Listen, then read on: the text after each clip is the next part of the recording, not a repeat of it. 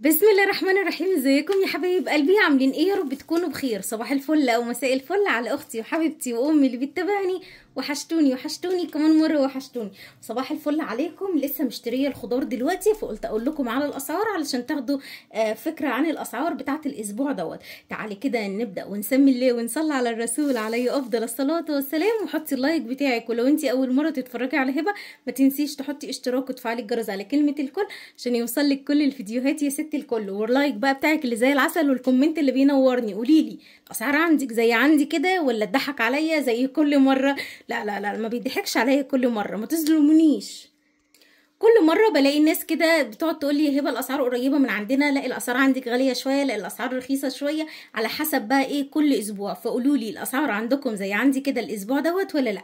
تعالي نبدا كده ونشوف اول حاجه ايه. بصراحه ما كانش عندي بطاطس خالص، وما كانش عندي برضو بصل غير وحدايتين، والخضار بقى كان ما فيش خالص، التلاجة شطبت. فقلت لا ما بديهاش يا بنت، انت كل شويه تقولي بكره بعده.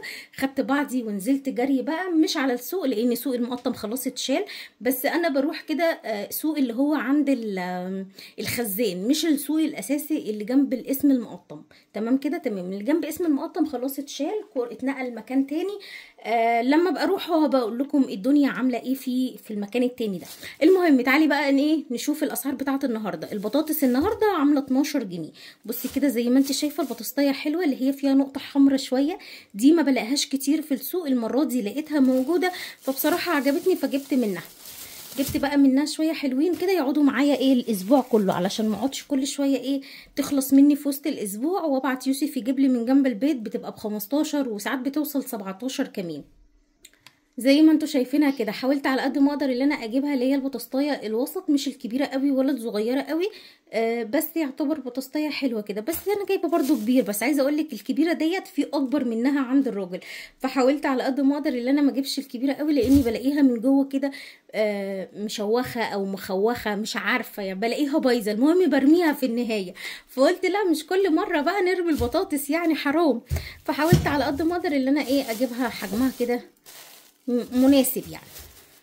بعد كده جبت طماطم، والطماطم بقى عايزه اقول لك الطماطم حلوه قوي في السوق، بس هي المشكله اللي غاليه قوي. مش عارفه ليه، مش عارفه هي هتفضل معانا غاليه كده لحد العيد الكبير ولا لا. هي المفروض ما بين الفواصل كده بتبدا اللي هي ترخص شويه، لكن عيد الربيع جه والطماطم برضو لسه غاليه. الطماطم ب10 جنيه، بس فرز اول عنده مستويه ب6.5. بس انا مش بحب اشتري المستويه، انا بحب لو انا بفرز الطماطميه اللي هي تبقى قدامي سليمه كده وزي الفل.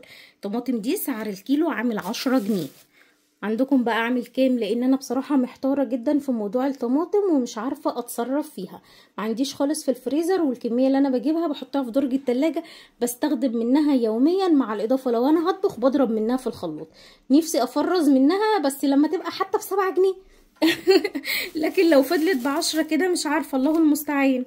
جبت كمان بقى فلفل، والفلفل الرومي بقى المره دي خطير، حلو قوي، عجبني جدا. مش عارفه ليه غير كل مره، المره دي شد انتباهي كده. اللي هو القرون الصغيره دي انا بحبها قوي في المحشي، بتبقى عارفه اللي هي ايه على قد قطمه كده او بق واحد، يمكن طالع في الكاميرا كبير لكن هو صغنن قوي. بصي فلفل رومي يا مكه، حلو قوي، نونو قوي، حلو قوي. بصوا كمان، بصوا دي صغنونه قوي لسه بيبي يعني. في كمان الاكبر شويه، وجبت الاكبر بقى لو انا هعمل سلطه عشان ما تعذبش يعني، هي واحده بس كفايه في السلطه. دي كام قطمه؟ دي كام قطمه؟ انا بالنسبه لي قطمه واحده، انت بالنسبه لك ممكن تاكليها على 3 ايام. انتي ايوه انتي. بصوا الفلفل الرومي عامل 22 جنيه. في طبعا الكبير شويه لو هو موجود كل حاجه اللي انت حباها تيه، بس انا عايزه اقول لك على معلومه حلوه قوي. وانت بتنقي الفلفل الرومي ما تنقيش الطريه، نقيها الناشفه عشان تقعد معاكي شويه في التلاجة حلوين، ما يتبلش بسرعه اول ما تجيبيه. بصي بصي صغنونه ازاي، عسليه. الكيلو عامل 22 جنيه. جبت نص كيلو ب11 جنيه. جبت كمان بتنجان الابيض هناك مش حلو خالص، ما عجبنيش، حاسه اللي هو هيجلد مني لو انا عملته محشي.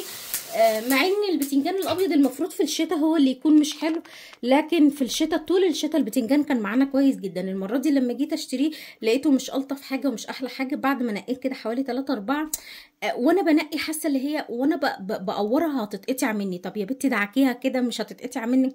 حاسه برضو بعد ما يخلص واحنا بناكل هتلاقيه مجلد معاكي كده، في طبقه خارجيه بتبقى مش لطيفه. فقلت خلاص استبعدي خالص البتنجان الابيض ونجيب المره دي البتنجان اللي هو مش عارفه هو اسمه خد الجميل ولا البتنجان موف على راي مكه، ولا اللي هو البتنجان المخدد. كل محافظه وليها الاسم بتاعها. قولوا لي عندكم في الكومنتات بتقولوا عليه ايه. يعني انا بقول خد الجميل، معرفش بقى هل هو ده اسمه الحقيقي ولا لا، بس الراجل كاتب عليه بتنجان مخدد. نعم يا مكه؟ ايه بنده ده بتنجان اول مره تدوقيه؟ ايه اللي انت عامله على ايدي كده؟ ينفع كده؟ ده ايه ده بقى؟ انت كنت راسمه حنه ولا ايه؟ لا. امال ايه ده؟ شخبطي على ايديك ليه كده؟ ينفع كده؟ هيزعلوا منك دلوقتي. قولي لي مش هعمل كده تاني. لا. ماشي يا موكا. فجبت بقى منه كده حوالي كيلو عشان اعمله بقى محشي، بيبقى حلو قوي سواء في المحشي او في التخليل، فهو فظيع بصراحه. حاولت على قد ما اقدر ان انا انقيه كده اللي هو عارفه كده. الكبيره ديت لو هي معوجه كده شويه بقطعها انا من اول هنا، بتبقى معايا الحته ديت كده وهكذا. بكام بقى البتنجان اللي هو المخدد ده؟ ب15 جنيه. سعره 15 جنيه. جبت كمان بتنجان اللي هو بتنجان المخلل عشان عايزه اعمل معاكم شويه مخلل حلوين. البتنجان ده ب13 جنيه حلو قوي. البتنجان الابيض برده ب13. هو المخدد ده هو اللي كبير شويه، هو اللي غالي شويه. بصوا الخضار لسه نازل، عايزه اقول لكم فريش وجميل. ده ب13 جنيه. فجبت منه كيلو الا ربع عشان عايزه اعمل مخلل كده يقعد معايا فتره في التلاجة، يعني يقعد معايا الاسبوع كله، سواء هعمله بقى مقلي او هعمله مسلوق، انتوا حظكم على حسب الغزاله بقى. هنعمله مع بعض ان شاء الله. ده ب13 جنيه.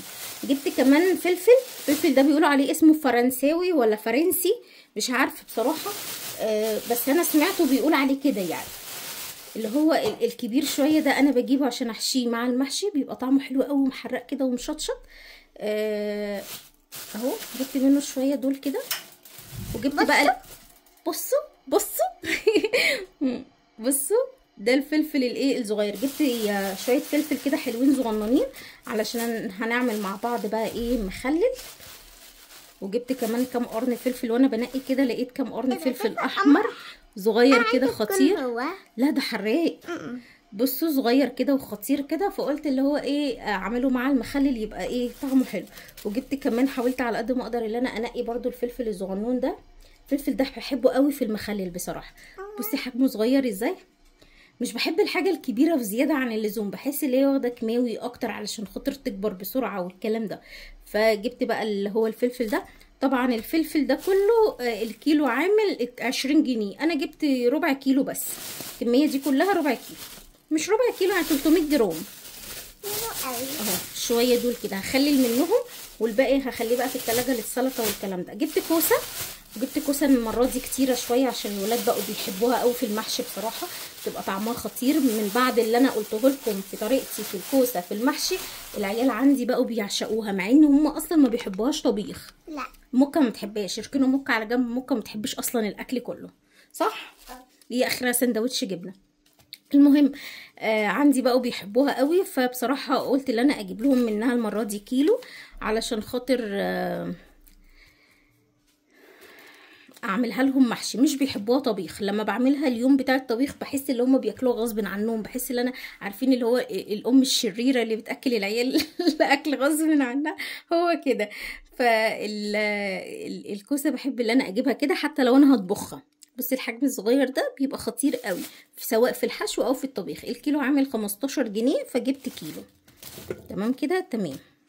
جبت ايه كمان؟ جبت خيار، بس الخيار مش قد كده المره دي، بس جبت بقى منه شويه كده عشان نخلل بقى. بصي بسم الله ما شاء الله جايبه كميه حلوه عشان نخللها مع بعض. الخيار حلو، بس عارفه اللي هو ايه في احلى، بس هو يعتبر كويس. بصي كده زي ما انت شايفه ده كده الخيار. الخيار بقى بكام؟ الخيار عامل 22 جنيه. عارفه اللي في ناس هتقول لي هو انت هتخلي لي هو 22 جنيه، ما احسن ما اروح اشتري كيس مخلل ب 20 جنيه ناكله على مدار يومين. لا انا اعمل شويه مخلل ب 22 جنيه، او انا كده كده مش هعمل كل دوت مخلل، لا انا هعمل شويه مخلل برطمان حلو يقعد معايا اسبوع، يقعد معايا 10 ايام. نسيت اجيب جزر عشان اخلله مع الخيار، بس خلينا المره دي نخلي الخيار بس الخياريه حلوه كده ناشفه وماسكه نفسها مش الطريه. جبت ايه كمان؟ جبت كمان بصل. البصل رخيص شويه يا جماعه، ما رخص قوي يعني عشان ما اضحكش عليكي، هو ما رخص قوي بس رخيص شويه لحد ما. ماليش خلق بقى بصراحه يا جماعه ان انا اقعد افتح الشنط، فبقطع على طول. لو شنطه سهله الفتح بفتحها. بصوا دي البصل الاحمر، انا بقالي كتير قوي قوي قوي قوي قوي ما جبتش بصل احمر، كان غالي جدا، وكل ما اجي اشتري بصل احمر الاقيه سعره عالي، فاروح جايبه البصل الابيض بيبقى سعره مهاوت شويه ويعتبر بيوفر شويه معانا. فبصراحه المره دي بقى لقيت الاتنين نفس السعر 12 جنيه، فقلت خلاص خليني بقى استبدل البصل الابيض بالبصل الاحمر وترجع ريما لعادتها القديمه. فجبت البصل اللي هو الاحمر ده عامل 12 جنيه. جبت 3 كيلو كده عشان يقعدوا بقى معايا شويه. وطبعا زي ما متفقين جايبين احجام كبير صغير وسط، هو ما كانش فيه اللي هو النونو ده خالص. انا عايزه اصلا اجيب شويه بصل النونو الصغير ده عشان اعمله برده مخلل، عشان خاطر بقى ايه يبقى موجود عندنا برده، بيبقى حلو قوي. بس ما لقيتش بقى المره دي، فقلت خليني في المره الجايه. جبت كمان خضره، جايبه كمان حاجات من العطار هوريها لك. الخضره حلوه قوي الايام ديت، الحقيقه قبل ما خلاص شهر 6 هيخش عليكي هتلاقي الجو حرر قوي والخضره بقت مفيش غير عودين. فالخضره الواحده عامله 2 جنيه. 2 جنيه.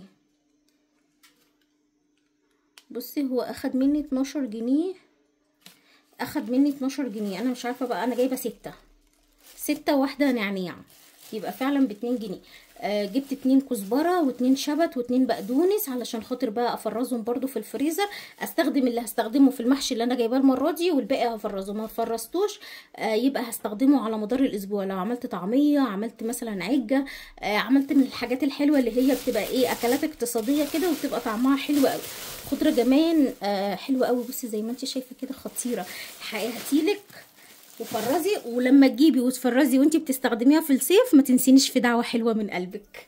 بصي كده خلاص. جبت بقى طبعا عشق العشق كله، الورق العنب. انا كل ما انزل بجيب كيلو علشان خاطر اقدر اللي انا ايه اشيله. هو بصراحه مرخص خالص عندي، معرفش عندكم سعره كام، بس عندي مش عايز ينزل خالص عن 60 جنيه. الاسبوع اللي فات جبته ب60، والمره دي برده جايباه ب60 جنيه. جبت كيلو عشان خاطر هفرزه، بس الورقه لسه طريه وناعمه، فانا ايه عايزه الحق قبل ما الورقه تبقى قاسيه كده وتبقى ناشفه اللي انا اشيل منه. الباميه ب80 جنيه، وكمان البسله ب25 جنيه، مع انها رخصت قبل رمضان كانت ب10 جنيه، دلوقتي ب25. وحاسه اللي هي انا ما مسكتهاش، بس حاسه اللي هي ناشفه كده عشان خاطر في اواخرها.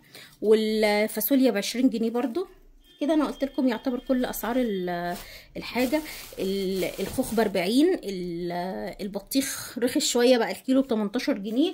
وكمان اللهم صل على النبي عليه افضل الصلاه والسلام العنب ب100 جنيه. قلت بقى رحت عند العطار، قلت اللي انا ايه اشتري برضو ايه حاجات كده ناقصاني. كان ناقصني رز، مش عندي رز، الرز اللي انا جبته في المشتريات خلص. وانا واقفه بشتري انا كنت رايحه عشان اشتري فول وسمسم عشان عايزه اعمل طحينه، فلقيت الرز اللي عنده حلو قوي زي ما انتم شايفين كده، فقلت خليني اللي انا اجرب من عنده الرز السايب. الكيلو ب30 جنيه. الحبايه حلوه، مسكتها في ايديا لقيتها كويسه زي ما انتم شايفين كده، فجبت 2 كيلو قلت اجرب. دول 2 كيلو ب60 جنيه. جبت كمان الخميره اللي انا جبتها معاكم، استخدمت منها فاضل واحده، فقلت بدل ما اعطل على كيس يعني، فرحت جبت اللي هي كوكسي دي بس ب5 جنيه. اللي انا كنت جايباها من كازيون، انا مش فاكره بسعرها كان بكام، اللي فاكر يقول لي، لان هرجع بقى الفيديو المشتريات عشان اشوف اللي انا جبتها ارخص ولا لا.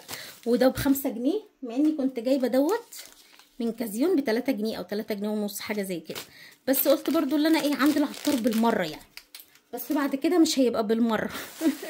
جبت ب20 جنيه سمسم. قال لي ربع كيلو ب40 جنيه، قلت له لا اديني ب20، 20 يعني طمن.